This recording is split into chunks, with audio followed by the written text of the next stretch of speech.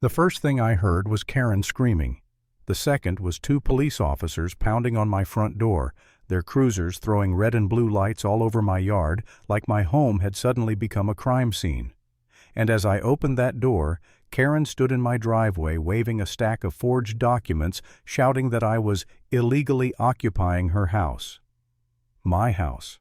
The one I bought, paid for, lived in, and maintained. And all of this, every flashing light, every accusation, every ounce of chaos started because I refused to hand her a copy of my house keys. I know, it sounds ridiculous already, but trust me, it gets worse. When I moved into Maple Ridge Estates, all I wanted was quiet. I was 40, working in IT security, exhausted from years of dealing with digital fires, intrusive clients, and office politics. I saved long enough to buy a modest but charming home at the end of a cul-de-sac. Clean fence, decent lawn, enough garage space to finally build my little workshop. The community had a wooden entrance sign carved with the words, "A peaceful place to live," which should have come with an asterisk. Peaceful as long as you don't piss off the HOA.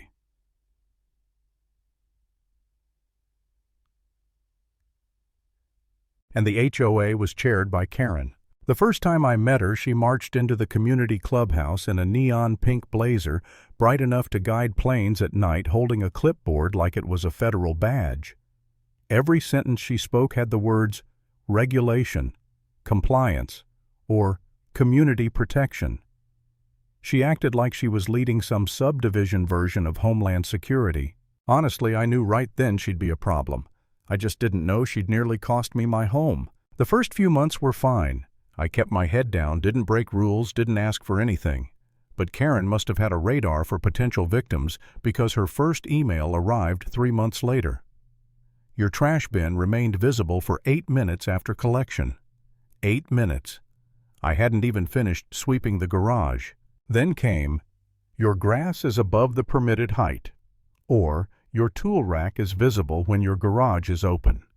The tool rack was inside the garage where tool racks live. I didn't argue. I started saving everything: emails, notices, newsletters.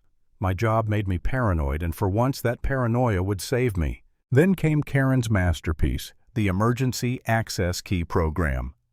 Every homeowner must provide the HOA with a copy of their house keys for safety reasons. Absolutely not. I checked the governing documents, the CC&Rs, line by line. Not a single rule gave the HOA access to private residences. Her demand wasn't just absurd, it was illegal. I replied politely but firmly. I won't be providing house keys. The HOA has no legal authority to demand them. 18 minutes later, yes, I checked, Karen emailed back. The board will review your refusal. From that moment, she labeled me as an enemy. The next newsletter included a section called "Certain Residents Are Jeopardizing Community Safety." Everyone knew who certain residents meant. Neighbors stopped waving. People whispered. Then she showed up at my door with 2 board members like she was conducting a raid. "We need your keys now." No. Compliance is mandatory. It's not in the governing documents. She glared like I'd insulted her entire bloodline. People who don't cooperate often find this neighborhood unsuitable. That was the first real threat. That night I reread all the HOA rules. And that's when I found it, the amendment about the key program. Wrong formatting. Wrong notary stamp. Wrong spacing.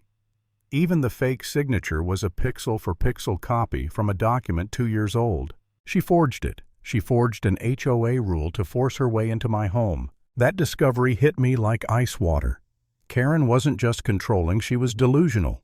She thought HOA authority was a crown, and she was the queen. From there, things snowballed fast. She sent non-compliance fines, $150 per week. Illegal. She sent strangers to take photos of my windows, my locks, my yard. Creepy. She hand-delivered a last-chance notice with 2 board members standing behind her like confused backup dancers. Intimidating. And then she escalated. A forged signature appeared on a final notice. Someone tried filing a fraudulent lien on my house at the county office. Photos of my home appeared in an unauthorized MLS draft listing. A man in a fake HOA polo tried my doorknob, literally tried it. My anxiety skyrocketed. I barely slept. I started triple-checking my cameras at night. I worried about what she'd try next. And for a moment, a real heavy moment, I wondered if I should just sell the house and leave. Just walk away before things spiraled any further. Maybe I'd brought this on myself. Maybe refusing her from the start was the wrong move. Maybe compliance would have been easier. But that thought made me sick. Easy wasn't the same as right. I'm not a fighter. I'm not confrontational. But I wasn't about to let someone steal the home I worked my entire adult life for. So I documented everything, every forged paper, every fake notice, every stalker she sent. And I met with Investigator Morales from the county. He reviewed the documents and practically said, "This is illegal as hell." While the investigation started rolling, Karen panicked.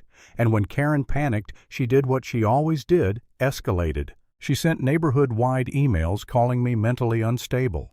She ordered emergency inspections of my home. She placed a fake condemned property sticker on my door. She sent people wearing hoods to check access points around my yard. She approached a real estate consultant with a made-up plan to transfer my house to a more compliant resident. Karen wasn't just out of line, she was attempting organized property theft. Then came the day everything exploded. I saw her on my security camera marching down my street in another bright blazer, this time with a clipboard thick with documents. She dialed her phone. I watched her pacing in my driveway, yelling into the receiver. The moment she called 911, I knew the lie she'd been building for months was about to reach its finale. Police cars pulled up minutes later, lights flashing, neighbors pouring out of their homes like it was a live show. I opened the door before the officers knocked. "Sir, are you the resident here?" "I'm the owner." Behind them, Karen screeched, "No, he isn't. He's refusing to vacate my property. The HOA foreclosed it. I have the documents." She shoved her stack of fraudulent papers toward them.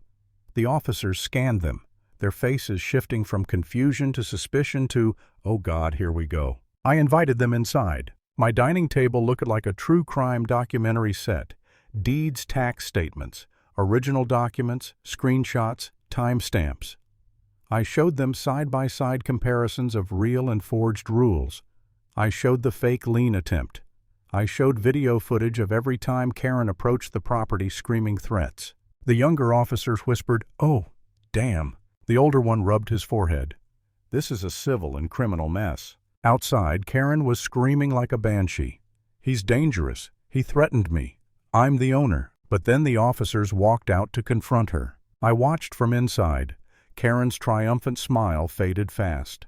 She tried handing them paperwork again, they didn't take it. She tried yelling, it made things worse. She tried claiming HOA seizure rights, the officer shut that down immediately. Then her voice cracked when the officer raised his radio. She froze, trembling. Then she refused to step aside. Then she screamed. And then she broke. She tried to run, but county officers approached from the opposite side. She only got about 6 feet before she crumpled, shouting nonsense about how everything was hers, how I stole her community, how she would come back for her house. When they placed a hand on her arm, she finally understood the truth. Her power wasn't real. Her rules weren't real. Her documents weren't real. Her authority wasn't real. And her downfall was. After that, everything unraveled for her. The charges were stacked. Fraud, forgery, false reports, attempted unlawful seizure, harassment, trespassing, impersonating authority. The HOA board scrambled to distance themselves. 2 members quit outright. Neighbors came to apologize, embarrassed they'd believed her lies. The community she once controlled now whispered about her like she was a ghost story. And my home. For the first time in months, it felt like mine again. Karen's final collapse didn't happen with screaming or flashing lights. It happened quietly in a courtroom when a judge read out her offenses and asked a simple question. "Miss Harrison, did you truly believe you had the right to seize a house that wasn't yours?" She couldn't even lift her head to answer. And the moment the gavel came down, I finally felt the weight lift off my chest. Karen fell harder than she ever imagined, and it all ended exactly where her ambition overstepped reality. Some people don't want power. They want control, and they crumble the moment someone stands up to them.